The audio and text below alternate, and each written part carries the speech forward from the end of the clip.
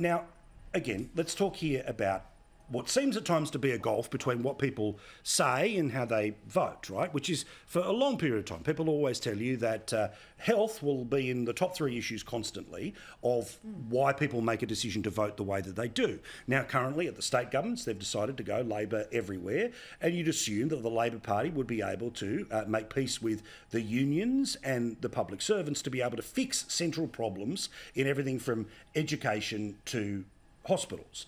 But we have a scenario now where today, 25-minute waits for ambulances in Queensland, the longest it's ever been. Ramping in Western Australia, the worst it's ever been. Ramping in South Australia, the worst it's been in a decade. What do all these things have in common? The very unions that helped get the Labor Party into power, that bitched and moaned about this system, say nothing when it gets worse.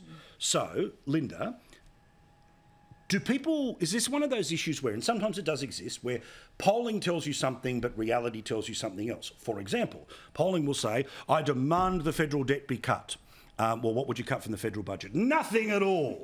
Yet it polls well that we should do something about federal debt. Does the obvious idea that we keep returning governments that are looking over a system getting worse shows maybe they don't really believe it, or they just think it happens to everyone else because it's going to happen to them? No, I think that it's because voters are smart and they recognise that in this very unusual economic time with very high inflation, there are huge cost pressures. There are increases in wages. That's a very welcome thing. But that, of course, means for state and territory governments and local governments, I might add, that the cost of building things, maintaining infrastructure, running our services just costs a whole lot more. And the reality in this country is that the Commonwealth Government collects the overwhelming amount of the tax take. Like local government collects 4% as an example of our tax take. So you would think that when they're all the same brand and have been for 18 months, again, we'd start to see something here. But Christy, we don't. Enough to recognise it's not about brand. It's there's a big economic challenge. But I'm saying is that we keep constantly rewarding politicians who say, trust me because of X billion dollars. Reality of their system, you can't get a freaking ambulance. Anywhere, seemingly.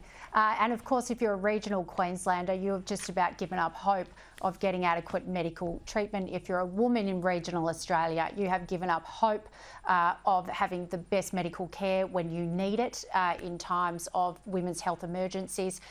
It's absolutely disgraceful that the health system is not the #1 agenda item on National Cabinet, or that the premiers aren't constantly getting together, figuring out how to solve the cost shifting one way forever. And I think that when all governments of any side have a red wall or a blue wall across Australia, and we're sorry, with the exception to Tasmania, but they're hanging on by a thread and there's a minority scenario there. I think it's incumbent upon them to solve these huge public policy issues and to exact good government in a federal, state, bipartisan way that is so important to Australians, such as getting adequate health care. I'm with you. Ladies, I'd be in a bit of mood if I won Powerball, but alas, we all didn't. So, you know, we just power on, don't we? Thank you, guys. Do appreciate it. Thank you. We'll talk to you all again very soon. Have a great weekend.